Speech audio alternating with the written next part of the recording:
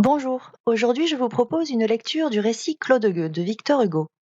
Publié en 1834, cet ouvrage fait suite au dernier jour d'un condamné, publié en 1829, qui ouvrait déjà sur l'un des combats menés par Victor Hugo, à savoir celui de l'abolition de la peine de mort. À cette époque, les exécutions publiques restent fréquentes et concernent plus particulièrement les plus démunis, qui ne bénéficient pas d'une justice équitable, même si le principe des circonstances atténuantes se fait jour et a pu éviter quelques exécutions de manière exceptionnelle. Ce texte a été inspiré d'un fait divers. Un certain Claude Gueux fut condamné pour vol à plusieurs reprises, tua le chef des ateliers, M. de la Selle, et fut exécuté en 1832. Cependant, si Victor Hugo était clairement documenté sur cette affaire réelle, il ne s'agissait pas pour lui de publier un texte documentaire, mais bien une fiction. Victor Hugo modifie bien sûr un certain nombre d'éléments dans un but argumentatif fort: amener les députés à réfléchir sur les enjeux de la peine de mort et les vastes réformes à entreprendre afin de conduire la société sur la voie du progrès.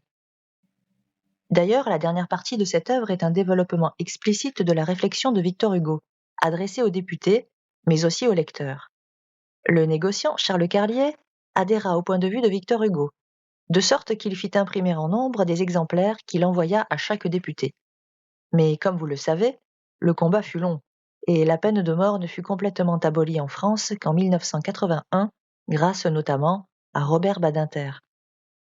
Je vous propose, après la lecture de cet apologue, la lecture de 2 extraits complémentaires, ainsi que la présentation d'un film particulièrement intéressant. Je vous souhaite une très bonne écoute.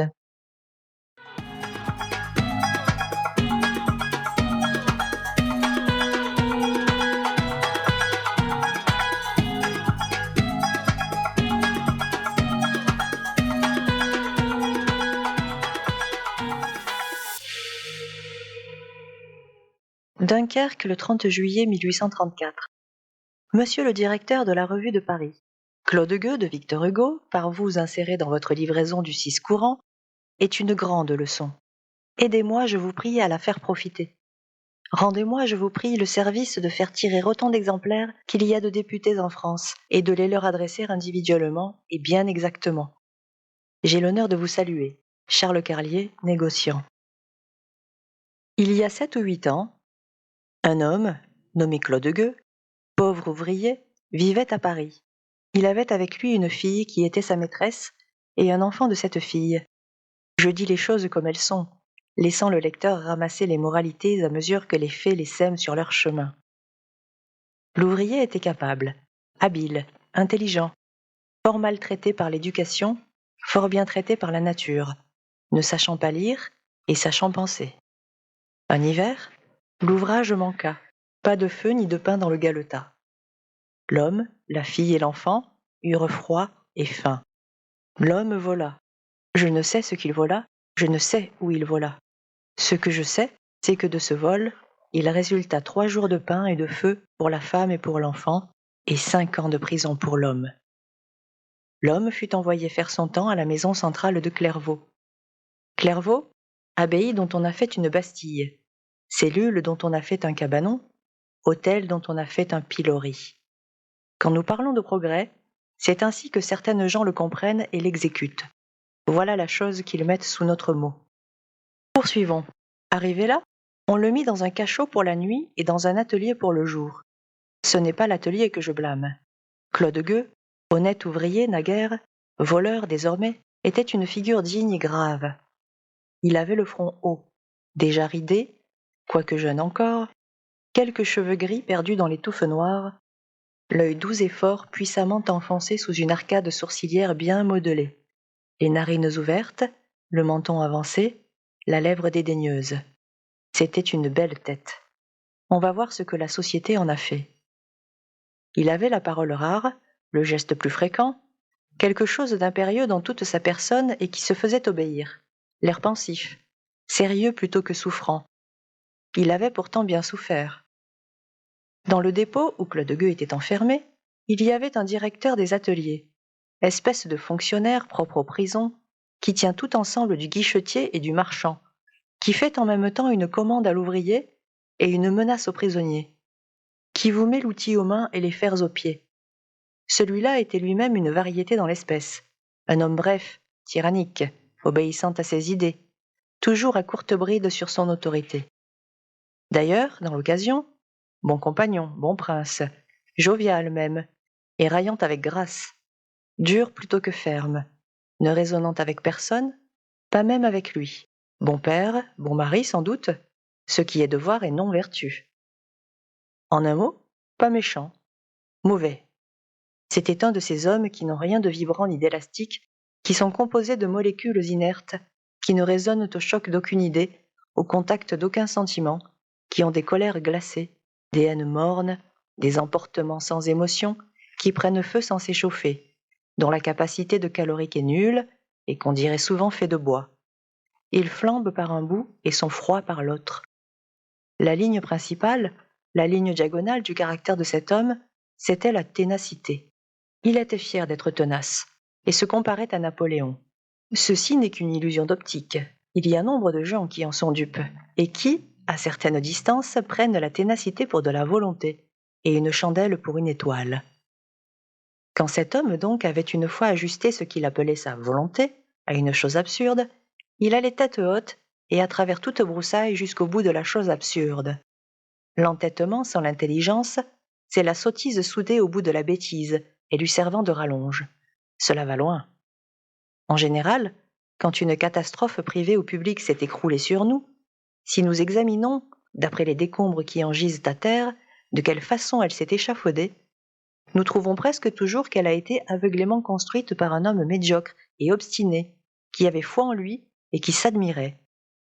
Il y a par le monde beaucoup de ces petites fatalités têtues qui se croient des providences. Voilà donc ce que c'était que le directeur des ateliers de la prison centrale de Clairvaux.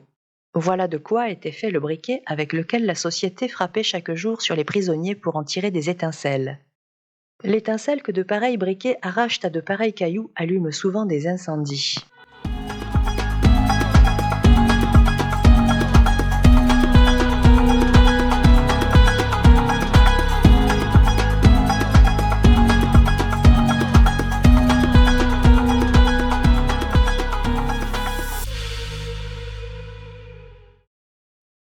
Nous avons dit qu'une fois arrivé à Clairvaux, Claude Gueux fut numéroté dans un atelier et rivé à une besogne.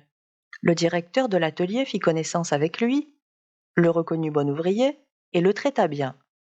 Il paraît même qu'un jour, étant de bonne humeur, et voyant Claude Gueux fort triste, car cet homme pensait toujours à celle qu'il appelait sa femme, il lui conta, par manière de jovialité et de passe-temps, et aussi pour le consoler, que cette malheureuse s'était faite fille publique. Claude demanda froidement ce qu'était devenu l'enfant. On ne savait. Au bout de quelques mois, Claude s'acclimata à l'air de la prison et parut ne plus songer à rien. Une certaine sérénité sévère, propre à son caractère, avait repris le dessus. Au bout du même espace de temps, à peu près, Claude avait acquis un ascendant singulier sur tous ses compagnons.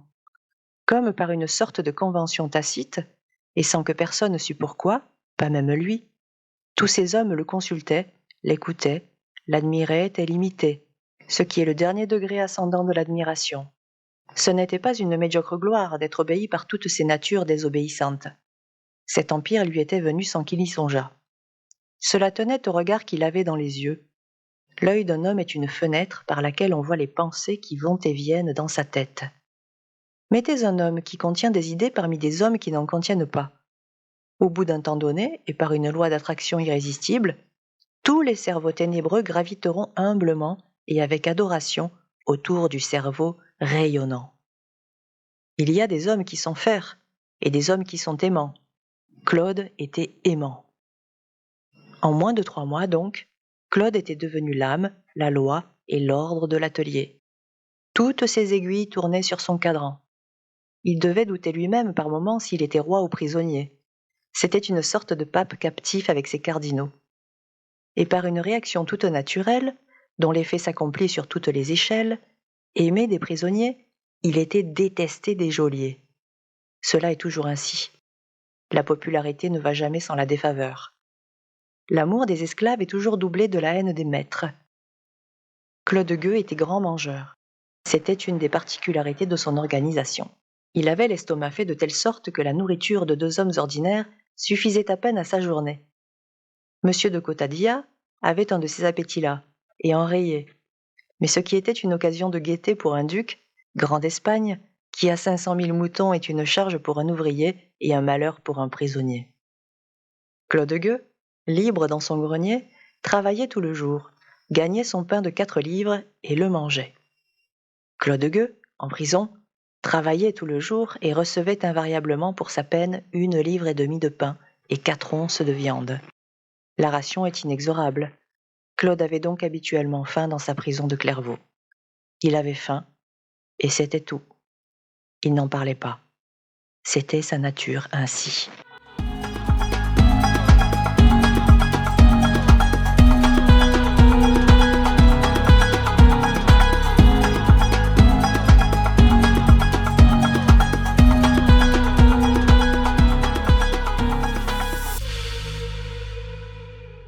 Un jour, Claude venait de dévorer sa maigre pitance et s'était remis à son métier, croyant tromper la faim par le travail. Les autres prisonniers mangeaient joyeusement. Un jeune homme, pâle, blanc, faible, vint se placer près de lui. Il tenait à la main sa ration, à laquelle il n'avait pas encore touché, et un couteau. Il restait là, debout, près de Claude, ayant l'air de vouloir parler et de ne pas oser. Cet homme, et son pain, et sa viande, importunaient Claude. « Que veux-tu » dit-il enfin brusquement. « Que tu me rendes un service, » dit timidement le jeune homme. « Quoi » reprit Claude. « Que tu m'aides à manger cela. J'en ai trop. » Une larme roula dans l'œil hautain de Claude. Il prit le couteau, partagea la ration du jeune homme en 2 parts égales, en prit une et se mit à manger. « Merci, dit le jeune homme. Si tu veux, nous partagerons comme cela tous les jours. »« Comment t'appelles-tu » dit Claude Gueux. « Albin. »« Pourquoi es-tu ici » reprit Claude. « J'ai volé. »« Et moi aussi, » dit Claude. Ils partagèrent en effet de la sorte tous les jours. Claude Gueux avait 36 ans, et par moments il en paraissait 50, tant sa pensée habituelle était sévère. Albin avait 20 ans, on lui en eût donné 17, tant il y avait encore d'innocence dans le regard de ce voleur. Une étroite amitié se noua entre ces 2 hommes, amitié de père à fils, plutôt que de frère à frère. Albin était encore presque un enfant. Claude était déjà presque un vieillard. Ils travaillaient dans le même atelier, ils couchaient sous la même clé de voûte, ils se promenaient dans le même préau, ils mordaient au même pain. Chacun des 2 amis était l'univers pour l'autre. Il paraît qu'ils étaient heureux. Nous avons déjà parlé du directeur des ateliers. Cet homme, haï des prisonniers, était souvent obligé, pour se faire obéir d'eux, d'avoir recours à Claude Gueux qui en était aimé. Dans plus d'une occasion, lorsqu'il s'était agi d'empêcher une rébellion ou un tumulte, l'autorité sans titre de Claude Gueux avait prêté main forte à l'autorité officielle du directeur. En effet, pour contenir les prisonniers, 10 paroles de Claude valaient 10 gendarmes. Claude avait maintes fois rendu service au directeur. Aussi le directeur le détestait-il cordialement. Il était jaloux de ce voleur. Il avait au fond du cœur une haine secrète, envieuse, implacable, contre Claude, une haine de souverain de droit à souverain de fait, de pouvoir temporel à pouvoir spirituel. Ces haines-là sont les pires. Claude aimait beaucoup Albin, et ne songeait pas au directeur.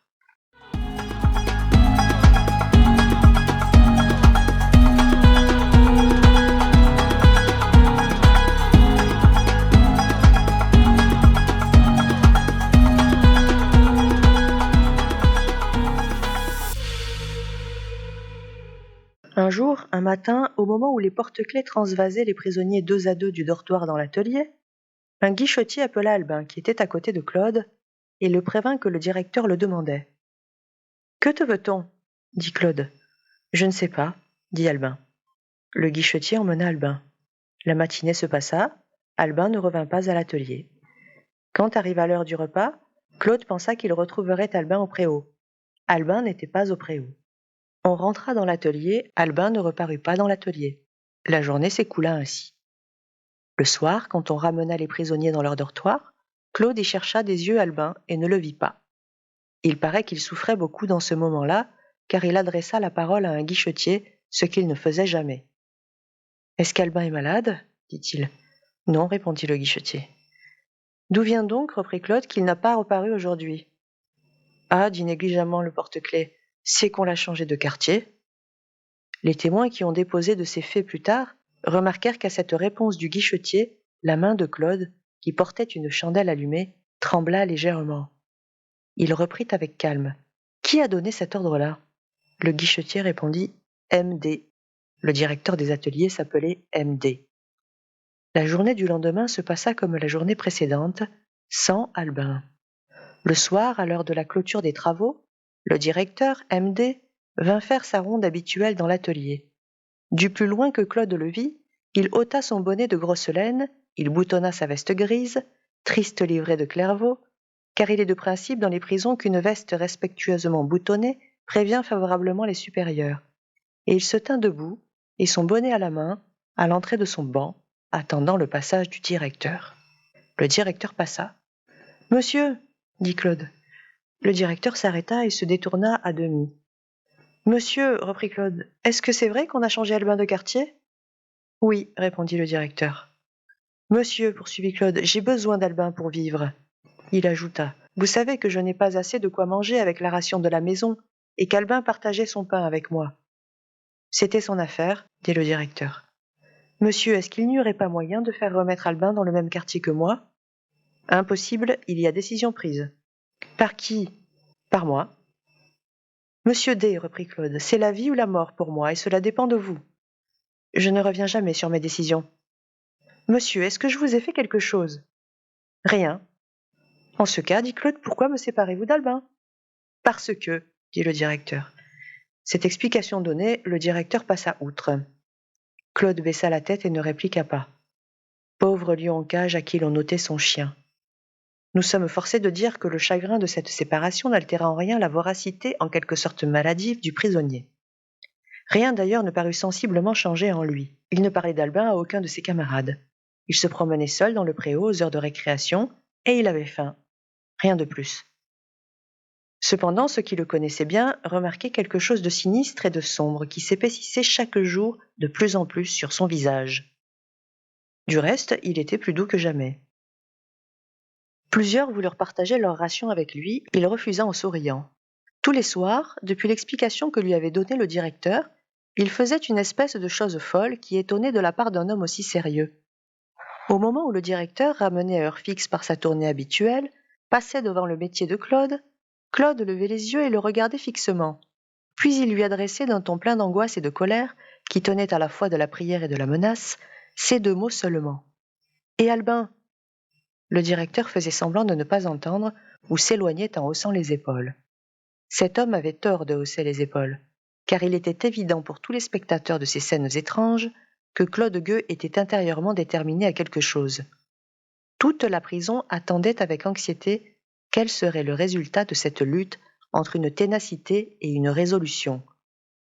Il a été constaté qu'une fois entre autres, Claude Gueux dit au directeur « Écoutez, monsieur, rendez-moi mon camarade. Vous ferez bien, je vous assure. Remarquez que je vous dis cela. » Une autre fois, un dimanche, comme il se tenait dans le préau, assis sur une pierre, les coudes sur les genoux et son front dans ses mains, immobile depuis plusieurs heures dans la même attitude, le condamné Fayette s'approcha de lui et lui cria en riant « Que diable fais-tu donc là, Claude ?» Claude leva lentement sa tête sévère et dit « Je juge quelqu'un. » Un soir, enfin, le 25 octobre 1831, au moment où le directeur faisait sa ronde, Claude brisa sous son pied avec bruit un verre de montre qu'il avait trouvé le matin dans un corridor. Le directeur demanda d'où venait ce bruit. « Ce n'est rien, dit Claude. C'est moi. »« Monsieur le directeur, rendez-moi mon camarade. »« Impossible, dit le maître. »« Il le faut pourtant, dit Claude d'une voix basse et ferme, et regardant le directeur en face, il ajouta « Réfléchissez, nous sommes aujourd'hui le 25 octobre. Je vous donne jusqu'au 4 novembre. » Un guichetier fit remarquer à M.D. que Claude le menaçait et que c'était un cas de cachot. « Non, point de cachot, dit le directeur avec un sourire dédaigneux. Il faut être bon avec ces gens-là. » Le lendemain, le condamné Pernot aborda Claude, qui se promenait seul et pensif, laissant les autres prisonniers s'ébattre dans un petit carré de soleil à l'autre bout de la cour. « Eh bien, Claude, à quoi songes-tu ? Tu parais triste. »« Je crains, Claude Gueux, qu'il n'arrive bientôt quelque malheur à ce bon M.D. Il y a 9 jours pleins du 25 octobre au 4 novembre. Claude n'en laissa pas passer un sans avertir gravement le directeur de l'état de plus en plus douloureux où le mettait la disparition d'Albin. Le directeur, fatigué, lui infligea une fois 24 heures de cachot, parce que la prière ressemblait trop à une sommation. Voilà tout ce que Claude obtint.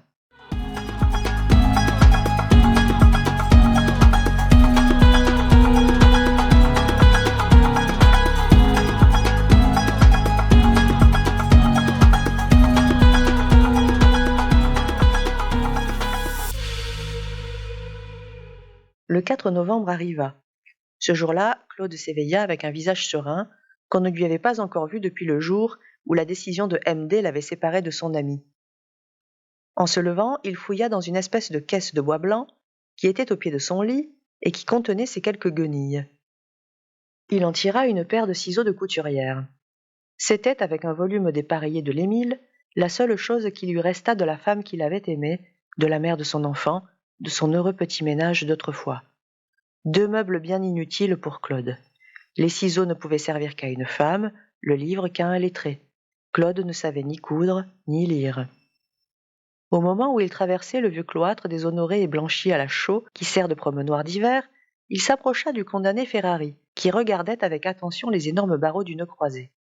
Claude tenait à la main la petite paire de ciseaux, il la montra à Ferrari en disant « Ce soir, je couperai ces barreaux-ci avec ces ciseaux-là. » Ferrari incrédule se mit à rire et Claude aussi. Ce matin-là, il travailla avec plus d'ardeur qu'à l'ordinaire. Jamais il n'avait fait si vite et si bien. Il parut attacher un certain prix à terminer dans la matinée un chapeau de paille que lui avait payé d'avance un honnête bourgeois de Troyes, M. Bressier. Un peu avant midi, il descendit sous un prétexte à l'atelier des menuisiers situé au rez-de-chaussée, au-dessous de l'étage où il travaillait. Claude était aimé là comme ailleurs, mais il y entrait rarement. Aussi, « Tiens, voilà Claude !»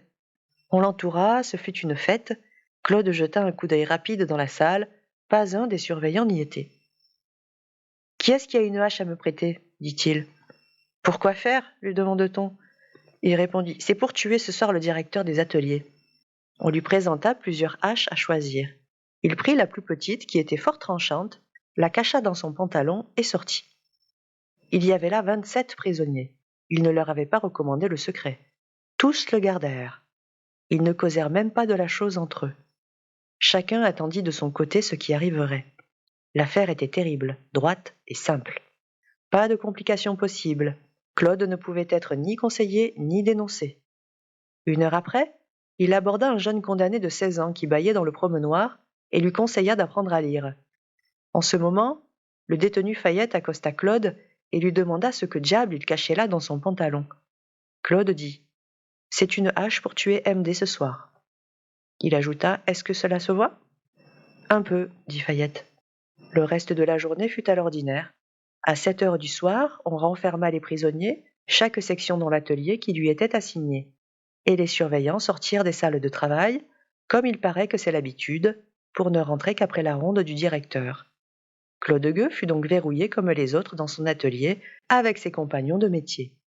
Alors il se passa dans cet atelier une scène extraordinaire, une scène qui n'est ni sans majesté, ni sans terreur, la seule de ce genre qu'aucune histoire puisse raconter. Il y avait là, ainsi que l'a constaté l'instruction judiciaire qui a eu lieu depuis, 82 voleurs, y compris Claude.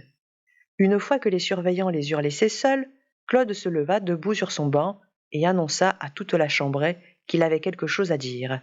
On fit silence.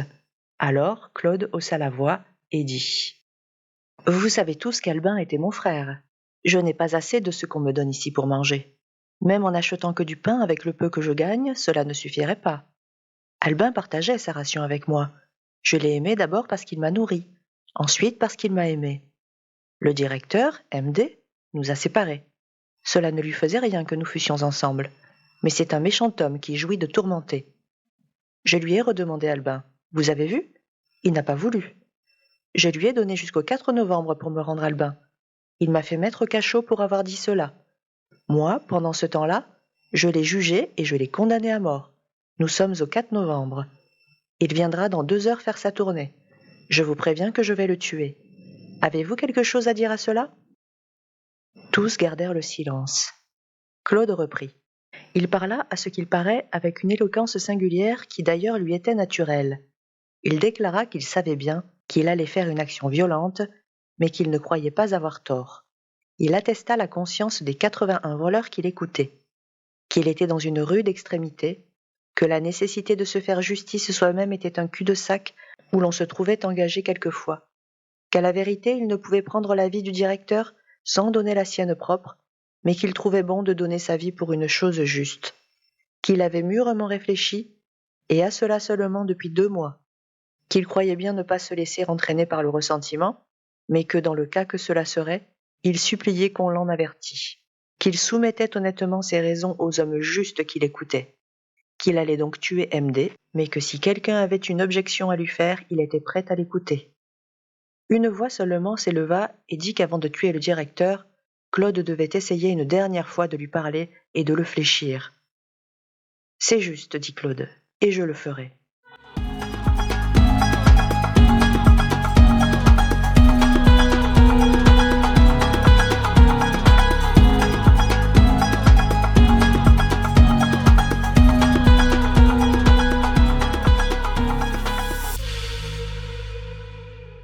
8 heures sonnèrent à la grande horloge.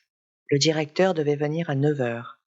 Une fois que cette étrange cour de cassation eut en quelque sorte ratifié la sentence qu'il avait portée, Claude reprit toute sa sérénité.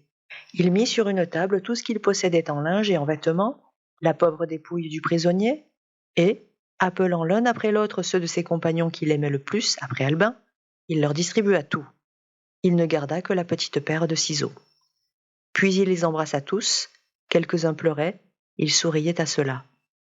Il y eut dans cette heure dernière des instants où il causa avec tant de tranquillité et même de gaieté que plusieurs de ses camarades espéraient intérieurement, comme ils l'ont déclaré depuis, qu'il abandonnerait peut-être sa résolution. Il s'amusa même une fois à éteindre une des rares chandelles qui éclairaient l'atelier avec le souffle de sa narine, car il avait de mauvaises habitudes d'éducation qui dérangeaient sa dignité naturelle plus souvent qu'il n'aurait fallu. Rien ne pouvait faire que cet ancien gamin des rues n'eût point par moments l'odeur du ruisseau de Paris. Il aperçut un jeune condamné qui était pâle, qui le regardait avec des yeux fixes et qui tremblait, sans doute de l'attente de ce qu'il allait voir. « Allons, du courage, jeune homme, lui dit Claude doucement, ce ne sera que l'affaire d'un instant. » Quand il eut distribué toutes ses hardes, fait tous ses adieux, serré toutes les mains, il interrompit quelques causeries inquiètes qui se faisaient çà et là dans les coins obscurs de l'atelier, et il commanda qu'on se remît au travail. Tous obéirent en silence. L'atelier où ceci se passait était une salle oblongue, un long parallélogramme percé de fenêtres sur ses 2 grands côtés, et de 2 portes qui se regardaient à ses 2 extrémités. Les métiers étaient rangés de chaque côté près des fenêtres, les bancs touchant le mur à angle droit, et l'espace resté libre entre les 2 rangées de métiers formait une espèce de longue voie qui allait en ligne droite de l'une des portes à l'autre et traversait ainsi toute la salle. C'était cette longue voie assez étroite que le directeur avait à parcourir en faisant son inspection. Il devait entrer par la porte sud et ressortir par la porte nord, après avoir regardé les travailleurs à droite et à gauche. D'ordinaire, il faisait ce trajet assez rapidement et sans s'arrêter. Claude s'était replacé lui-même à son banc et il s'était remis au travail comme Jacques Clément se fut remis à la prière. Tous attendaient. Le moment approchait. Tout à coup, on entendit un coup de cloche. Claude dit « C'est l'avant-quart ». Alors il se leva, traversa gravement une partie de la salle et alla s'accouder sur l'angle du premier métier à gauche, tout à côté de la porte d'entrée. Son visage était parfaitement calme et bienveillant. 9 heures sonnèrent, la porte s'ouvrit, le directeur entra. En ce moment-là, il se fit dans l'escalier un silence de statue. Le directeur était seul, comme d'habitude. Il entra avec sa figure joviale, satisfaite et inexorable, ne vit pas Claude qui était debout à gauche de la porte, la main droite cachée dans son pantalon, et passa rapidement devant les premiers métiers, hochant la tête, mâchant ses paroles, et jetant çà et là son regard banal, sans s'apercevoir que tous les yeux qui l'entouraient étaient fixés sur une idée terrible. Tout à coup, il se détourna brusquement, surpris d'entendre un pas derrière lui. C'était Claude qui le suivait en silence depuis quelques instants.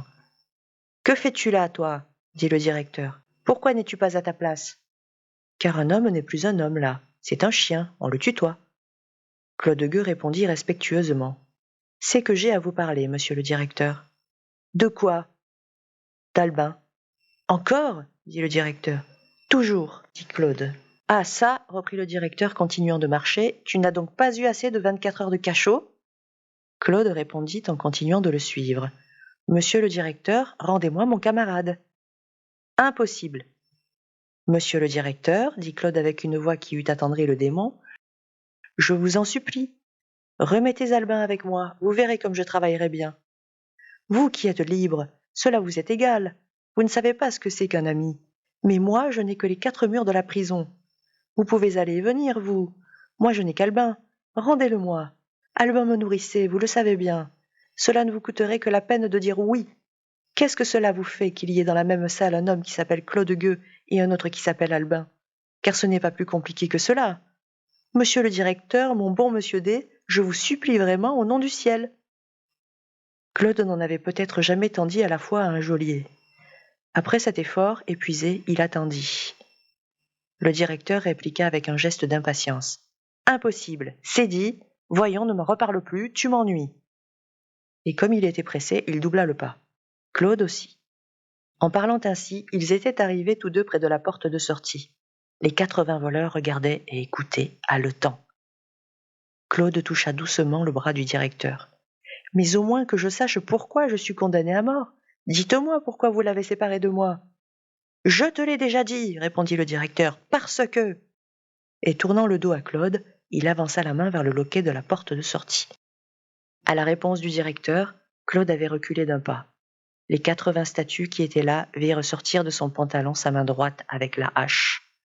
Cette main se leva, et avant que le directeur eût pu pousser un cri, 3 coups de hache, chose affreuse à dire, assénés dans la même entaille, lui avaient ouvert le crâne. Au moment où il tombait à la renverse, un 4e coup lui balafra le visage.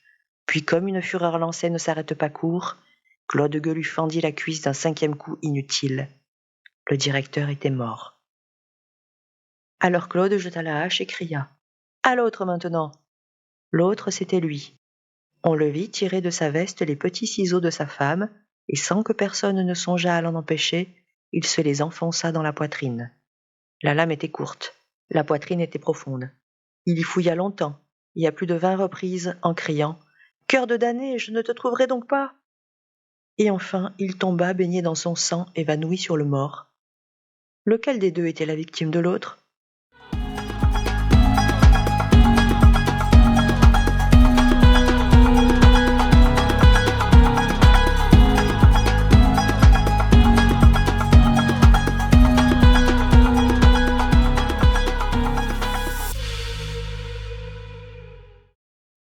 Quand Claude reprit connaissance, il était dans un lit, couvert de linges et de bandages, entouré de soins. Il avait auprès de son chevet de bonnes sœurs de charité, et de plus un juge d'instruction qui instrumentait et qui lui demanda avec beaucoup d'intérêt. « Comment vous trouvez-vous » Il avait perdu une grande quantité de sang, mais les ciseaux avec lesquels il avait eu la superstition touchante de se frapper avaient mal fait leur devoir. Aucun des coups qu'il s'était portés n'était dangereux. Il n'y avait de mortel pour lui que les blessures qu'il avait faites à MD. Les interrogatoires commencèrent. On lui demanda si c'était lui qui avait tué le directeur des ateliers de la prison de Clairvaux. Il répondit « Oui ». On lui demanda pourquoi. Il répondit « Parce que ». Cependant, à un certain moment, ses plaies s'envenimèrent. Il fut pris d'une fièvre mauvaise dont il faillit mourir. Novembre, décembre, janvier et février se passèrent en soins et en préparatifs. Médecins et juges s'empressaient autour de Claude. Les uns guérissaient ses blessures, les autres dressaient son échafaud. Abrégeons. Le 16 mars 1832, il parut, étant parfaitement guéri, devant la cour d'assises de Troyes. Tout ce que la ville peut donner de foule était là. Claude eut une bonne attitude devant la cour. Il s'était fait raser avec soin, il avait la tête nue, il portait ce morne habit des prisonniers de Clairvaux, mi-parti de 2 espèces de gris. Le procureur du roi avait encombré la salle de toutes les baïonnettes de l'arrondissement, afin, dit-il à l'audience, de contenir tous les scélérats qui devaient figurer comme témoins dans cette affaire. Lorsqu'il fallut entamer le débat, il se présenta une difficulté singulière. Aucun des témoins des événements du 4 novembre ne voulait déposer contre Claude. Le président les menaça de son pouvoir discrétionnaire. Ce fut en vain. Claude alors leur commanda de déposer. Toutes les langues se délièrent. Ils dirent ce qu'ils avaient vu. Claude les écoutait tous avec une profonde attention. Quand l'un d'eux, par oubli ou par affection pour Claude, omettait des faits à la charge de l'accusé, Claude les rétablissait. De témoignage en témoignage, la série des faits que nous venons de développer se déroula devant la cour. Il y eut un moment où les femmes qui étaient là pleurèrent. L'huissier appela le condamné Albin. C'était son tour de déposer. Il entra en chancelant, il sanglotait. Les gendarmes ne purent empêcher qu'il n'allât tomber dans les bras de Claude. Claude le soutint et dit en souriant au procureur du roi : « Voilà un scélérat qui partage son pain avec ceux qui ont faim. » Puis il baisa la main d'Albin.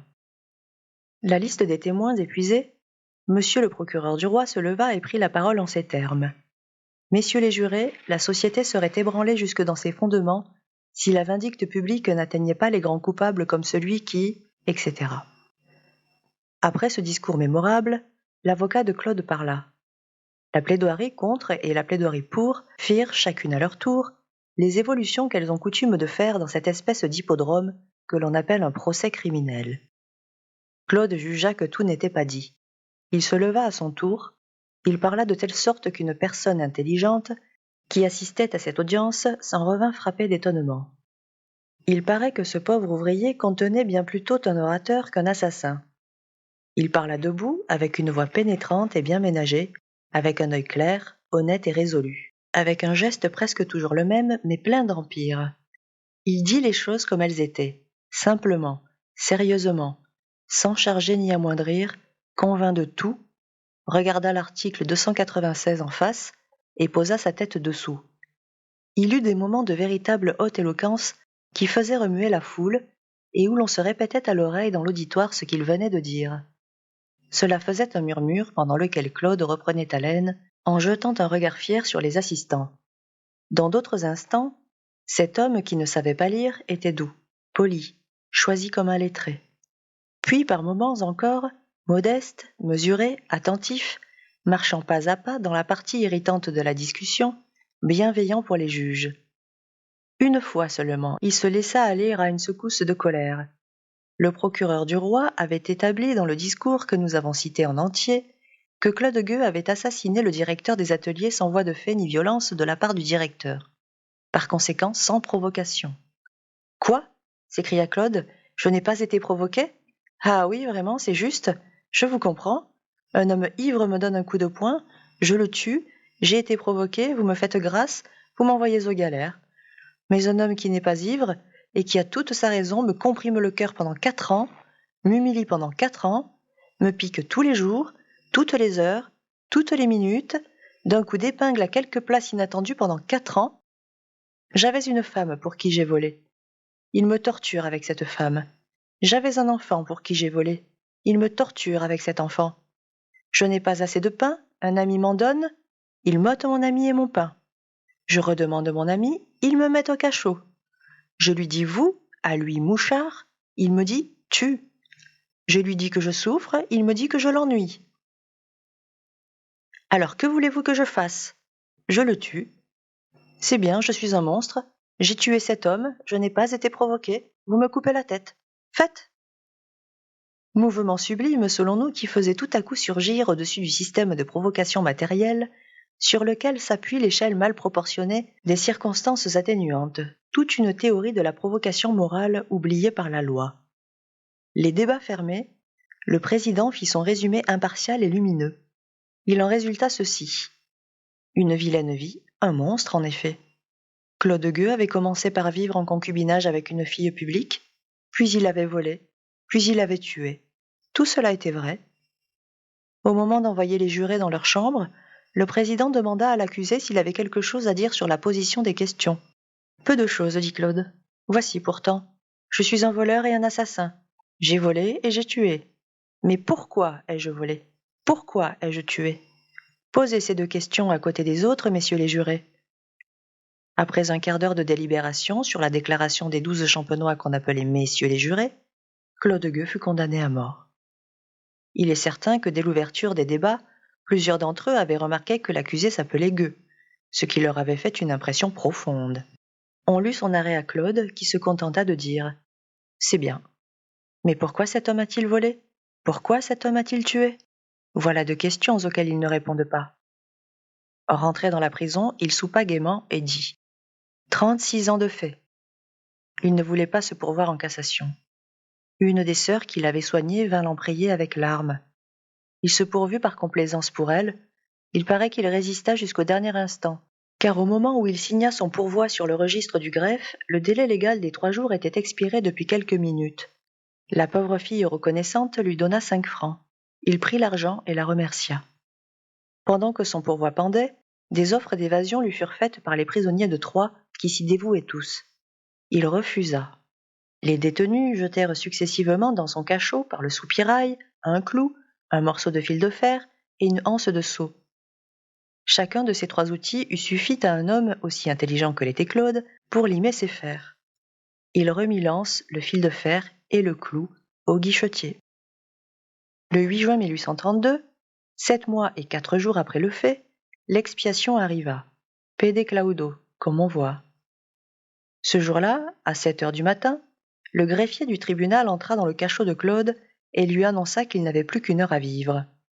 Son pourvoi était rejeté. « Allons, dit Claude froidement, j'ai bien dormi cette nuit sans me douter que je dormirais encore mieux la prochaine. » Il paraît que les paroles des hommes forts doivent toujours recevoir de l'approche de la mort une certaine grandeur. Le prêtre arriva, puis le bourreau. Il fut humble avec le prêtre, doux avec l'autre. Il ne refusa ni son âme, ni son corps. Il conserva une liberté d'esprit parfaite. Pendant qu'on lui coupait les cheveux, quelqu'un parla, dans un coin du cachot, du choléra qui menaçait Troyes en ce moment. « Quant à moi, dit Claude avec un sourire, je n'ai pas peur du choléra. » Il écoutait d'ailleurs le prêtre avec une attention extrême, en s'accusant beaucoup et en regrettant de n'avoir pas été instruit dans la religion. Sur sa demande, on lui avait rendu les ciseaux avec lesquels il s'était frappé. Il y manquait une lame qui s'était brisée dans sa poitrine. Il pria le geôlier de faire porter de sa part ses ciseaux à Albin. Il dit aussi qu'il désirait qu'on ajoutât à ce legs la ration de pain qu'il aurait dû manger ce jour-là. Il pria ceux qui lui lièrent les mains de mettre dans sa main droite la pièce de 5 francs que lui avait donnée la sœur, la seule chose qui lui resta désormais. À 8 heures moins un quart, il sortit de la prison avec tout le lugubre cortège ordinaire des condamnés.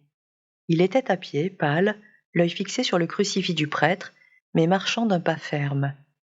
On avait choisi ce jour-là pour l'exécution, parce que c'était jour de marché, afin qu'il y eût le plus de regards possible sur son passage, car il paraît qu'il y a encore en France des bourgades à demi sauvages, où, quand la société tue un homme, elle s'en vante. Il monta sur l'échafaud gravement, l'œil toujours fixé sur le gibet du Christ. Il voulut embrasser le prêtre puis le bourreau, remerciant l'un, pardonnant à l'autre. Le bourreau le repoussa doucement, dit une relation. Au moment où l'aide le liait sur la hideuse mécanique, il fit signe au prêtre de prendre la pièce de 5 francs qu'il avait en sa main droite et lui dit « Pour les pauvres ». Comme 8 heures sonnaient en ce moment, le bruit du beffroi de l'horloge couvrit sa voix et le confesseur lui répondit qu'il n'entendait pas. Claude attendit l'intervalle de 2 coups et répéta avec douceur « Pour les pauvres ». Le 8e coup n'était pas encore sonné que cette noble et intelligente tête était tombée. Admirable effet des exécutions publiques. Ce jour-là même, la machine étant encore debout au milieu d'eux et pas lavée, les gens du marché s'ameutèrent pour une question de tarif et faillirent massacrer un employé de l'octroi. Le doux peuple que vous font ces lois-là.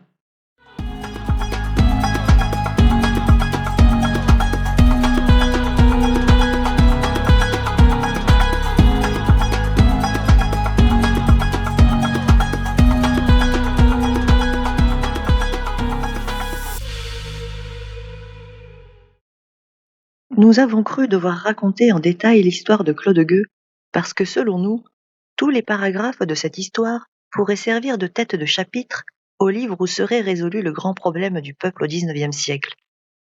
Dans cette importance, il y a 2 phases principales, avant la chute, après la chute. Et sous ces 2 phrases, 2 questions. Question de l'éducation, question de la pénalité.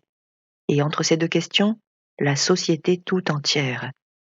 Cet homme, certes, était bien né, bien organisé, bien doué. Que lui a-t-il donc manqué? Réfléchissez. C'est là le grand problème de proportion dont la solution, encore à trouver, donnera l'équilibre universel. Que la société fasse toujours pour l'individu autant que la nature. Voyez, Claude Gueux, cerveau bien fait, cœur bien fait, sans nul doute. Mais le sort le met dans une société si mal faite qu'il finit par voler. La société le met dans une prison si mal faite qu'il finit par tuer. Qui est réellement coupable? Est-ce lui? Est-ce nous? Question sévère, question poignante, qui sollicite à cette heure toutes les intelligences, qui nous tirent tous tant que nous sommes par le plan de notre habille, et qui nous barreront un jour si complètement le chemin qu'il faudra bien les regarder en face et savoir ce qu'elles nous veulent. Celui qui écrit ces lignes essaiera de dire bientôt peut-être de quelle façon il les comprend. Quand on est en présence de pareils faits, quand on songe à la manière dont ces questions nous pressent, on se demande à quoi pensent ceux qui gouvernent, s'ils ne pensent pas à cela. Les chambres, tous les ans, sont gravement occupées. Il est sans doute très important de désenfler les sinécures et d'écheniller le budget. Il est très important de faire des lois pour que j'aille, déguisé en soldat, monter patriotiquement la garde à la porte de monsieur le comte de Lobau, que je ne connais pas et que je ne veux pas connaître, ou pour me contraindre à parader au carré Marigny sous le bon plaisir de mon épicier dont on a fait mon officier. Il est important, députés ou ministres, de fatiguer et de tirailler toutes les choses et toutes les idées de ce pays dans des discussions pleines d'avortements. Il est essentiel, par exemple, de mettre sur la sellette et d'interroger et de questionner à grands cris, et sans savoir ce qu'on dit, l'art du XIXe siècle, ce grand et sévère accusé qui ne daigne pas répondre et qui fait bien. Il est expédient de passer son temps, gouvernants et législateurs, en conférences classiques, qui font hausser les épaules aux maîtres d'école de la banlieue. Il est utile de déclarer que c'est le drame moderne qui a inventé l'inceste, l'adultère, le parricide, l'infanticide et l'empoisonnement, et de prouver par là qu'on ne connaît ni Phèdre, ni Jocaste, ni Oedipe, ni Médée, ni Rodogune.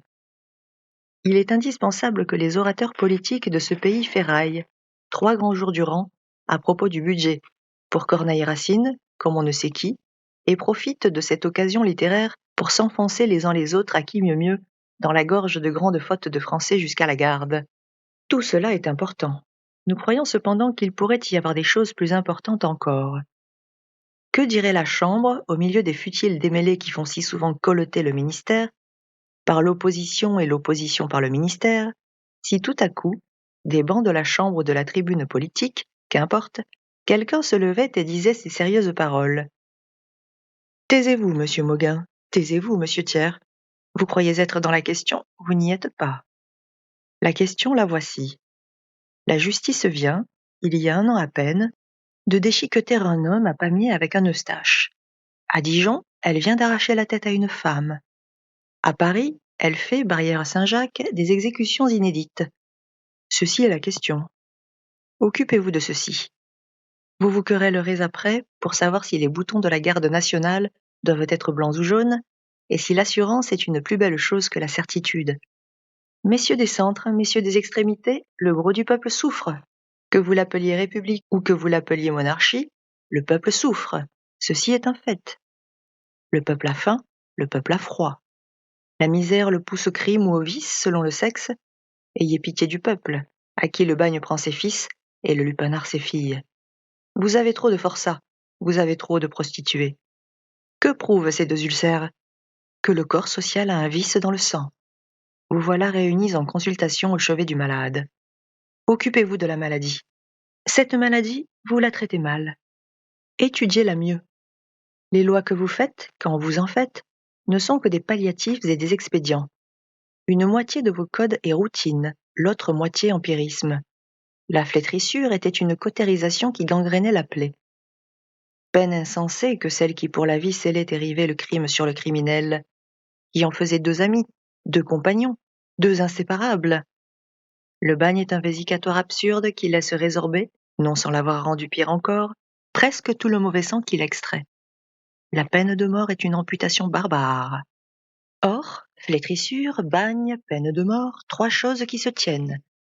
Vous avez supprimé la flétrissure, si vous êtes logique, supprimez le reste. Le fer rouge, le boulet et le couperet, c'étaient les 3 parties d'un syllogisme. Vous avez ôté le fer rouge, le boulet et le couperet n'ont plus de sens. Farina, c'était atroce, mais il n'était pas absurde. Démontrez-moi cette vieille échelle boiteuse des crimes et des peines, et refaites-la. Refaites votre pénalité. Refaites vos codes. Refaites vos prisons. Refaites vos juges. Remettez les lois au pas des mœurs. Messieurs, il se coupe trop de têtes par an en France. Puisque vous êtes en train de faire des économies, faites-en là-dessus. Puisque vous êtes en verve de suppression, supprimez le bourreau. Avec la solde de vos 80 bourreaux, vous paierez 600 maîtres d'école. Songez au gros du peuple. Des écoles pour les enfants, des ateliers pour les hommes. Savez-vous que la France est un des pays de l'Europe où il y a le moins de natifs qui sachent lire? Quoi? La Suisse sait lire? La Belgique sait lire? Le Danemark sait lire? La Grèce sait lire? L'Irlande sait lire? Et la France ne sait pas lire? C'est une honte. Allez dans les bagnes. Appelez autour de vous toute la chiourme. Examinez un à un tous ces damnés de la loi humaine. Calculez l'inclinaison de tous ces profils. Tâtez tous ces crânes. Chacun de ces hommes tombés a au-dessous de lui son type bestial. Il semble que chacun d'eux soit le point d'intersection de telle ou telle espèce animale avec l'humanité. Voici le loup-cervier, voici le chat, voici le singe, voici le vautour, voici l'hyène. Hors de ces pauvres têtes mal conformées, le premier tort est à la nature, sans doute, le second à l'éducation. La nature a mal ébauché, l'éducation a mal retouché l'ébauche. Tournez vos soins de ce côté. Une bonne éducation au peuple. Développez de votre mieux ces malheureuses têtes, afin que l'intelligence qui est dedans puisse grandir. Les nations ont le crâne bien ou mal fait selon leurs institutions. Rome et la Grèce avaient le front haut. Ouvrez le plus que vous pourrez l'angle facial du peuple. Quand la France saura lire, ne laissez pas sans direction cette intelligence que vous aurez développée. Ce serait un autre désordre. L'ignorance vaut encore mieux que la mauvaise science. Non. Souvenez-vous qu'il y a un livre plus philosophique que le compère Mathieu, plus populaire que le constitutionnel, plus éternel que la charte de 1830. C'est l'écriture sainte. Et ici, un mot d'explication. Quoi que vous fassiez, le sort de la grande foule, de la multitude, de la majorité, sera toujours relativement pauvre et malheureux et triste. À elle le dur travail, les fardeaux à pousser, les fardeaux à traîner, les fardeaux à porter. Examinez cette balance. Toutes les jouissances dans le plateau du riche, toutes les misères dans le plateau du pauvre. Les 2 parts ne sont-elles pas inégales? La balance ne doit-elle pas nécessairement pencher, et l'État avec elle? Et maintenant, dans le lot du pauvre, dans le plateau des misères, jetez la certitude d'un avenir céleste, jetez l'aspiration au bonheur éternel, jetez le paradis. Contrepoids magnifique? Vous rétablissez l'équilibre. La part du pauvre est aussi riche que la part du riche. C'est ce que savait Jésus, qui en savait plus long que Voltaire. Donnez au peuple qui travaille et qui souffre. Donnez au peuple, pour qui ce monde-ci est mauvais, la croyance à un meilleur monde fait pour lui. Il sera tranquille, il sera patient. La patience est faite d'espérance.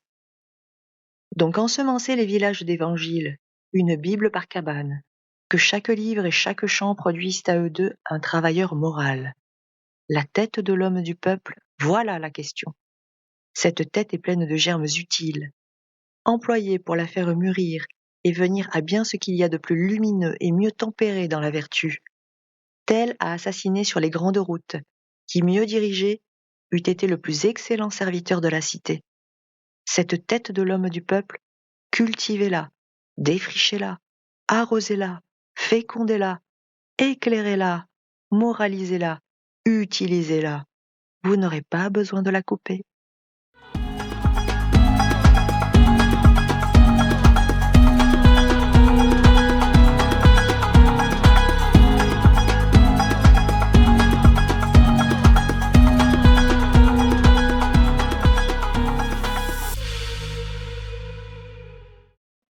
Pour commencer, en toute logique, je vous propose un extrait du Dernier jour d'un condamné de Victor Hugo, publié en 1829. Cet extrait se situe à la fin, au chapitre 39. Ils disent que ce n'est rien, qu'on ne souffre pas, que c'est une fin douce, que la mort de cette façon est bien simplifiée. Et qu'est-ce donc que cette agonie de 6 semaines et ce râle de tout un jour? Qu'est-ce que les angoisses de cette journée irréparable, qui s'écoule si lentement et si vite? Qu'est-ce que cette échelle de torture qui aboutit à l'échafaud? Apparemment, ce n'est pas la souffrir. Ne sont-ce pas les mêmes convulsions, que le sang s'épuise goutte à goutte, ou que l'intelligence s'éteigne pensée à pensée? Et puis, on ne souffre pas. En sont-ils sûrs? Qui le leur a dit? Compte-t-on que jamais une tête coupée se soit dressée sanglante au bord du panier et qu'elle ait crié au peuple: Cela ne fait pas de mal? Y a-t-il des morts de leur façon qui soient venus les remercier et leur dire: C'est bien inventé, tenez-vous-en là, la mécanique est bonne? Est-ce Robespierre? Est-ce Louis XVI? Non, rien. Moins qu'une minute, moins qu'une seconde, et la chose est faite. Se sont-ils jamais mis seulement en pensée à la place de celui qui est là, au moment où le lourd tranchant qui tombe mord la chair, rompt les nerfs, brise les vertèbres? Mais quoi? Une demi-seconde? La douleur est escamotée. Horreur! Ensuite, je vous propose 2 extraits du discours de Robert Badinter prononcé à l'Assemblée nationale le 17 septembre 1981. Discours décisif qui amena donc l'abolition de la peine de mort. Je regarde la marche de la France.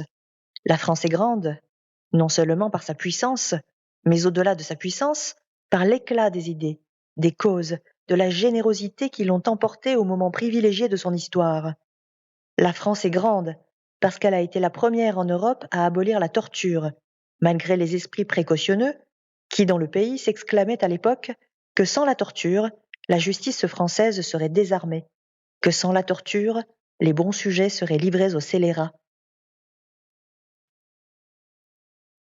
La France a été parmi les premiers pays du monde à abolir l'esclavage, ce crime qui déshonore encore l'humanité. Il se trouve que la France aura été, en dépit de tant d'efforts courageux, l'un des derniers pays, presque le dernier, et je baisse la voix pour le dire, en Europe occidentale, dont elle a été si souvent le foyer et le pôle, à abolir la peine de mort. Pourquoi ce retard? Voilà la première question qui se pose à nous. Parce qu'aucun homme n'est totalement responsable, parce qu'aucune justice ne peut être absolument infaillible, la peine de mort est moralement inacceptable. Pour ceux d'entre nous qui croient en Dieu, lui seul a le pouvoir de choisir l'heure de notre mort. Pour tous les abolitionnistes, il est impossible de reconnaître à la justice des hommes ce pouvoir de mort, parce qu'ils savent qu'elle est faillible. Cette justice d'élimination, cette justice d'angoisse et de mort, décidée avec sa marge de hasard, nous la refusons. Nous la refusons parce qu'elle est pour nous l'anti-justice, parce qu'elle est la passion et la peur triomphant de la raison et de l'humanité. Le choix qui s'offre à vos consciences est donc clair.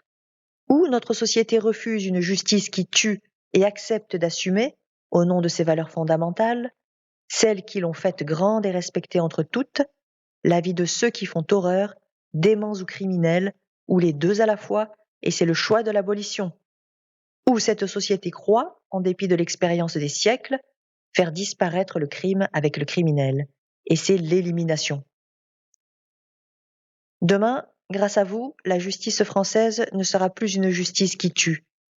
Demain, grâce à vous, il n'y aura plus, pour notre honte commune, d'exécutions furtives, à l'aube, sous le dais noir, dans les prisons françaises. Demain, les pages sanglantes de notre justice seront tournées. Enfin, en prolongement, je vous invite à visionner le film 12 hommes en colère de Sidney Lumet, où Henry Fonda tient le rôle principal. Ce film est un huis clos où 12 jurés ont une décision à prendre à l'unanimité concernant le sort d'un adolescent de 16 ans défavorisé et accusé de parricide.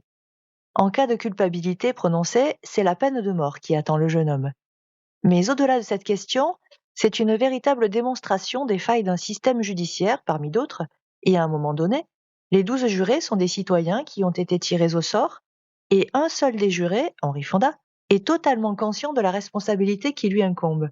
Il va donc argumenter, au cours d'un débat passionné et passionnant, auprès de ses collègues, afin de les amener progressivement à émettre un doute raisonnable quant à la culpabilité de l'accusé. La réflexion menée dépasse donc la question de la peine de mort, mais concerne davantage celle de la justice.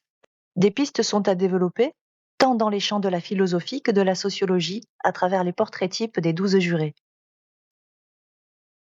Nous en avons terminé pour aujourd'hui, je vous dis à très bientôt.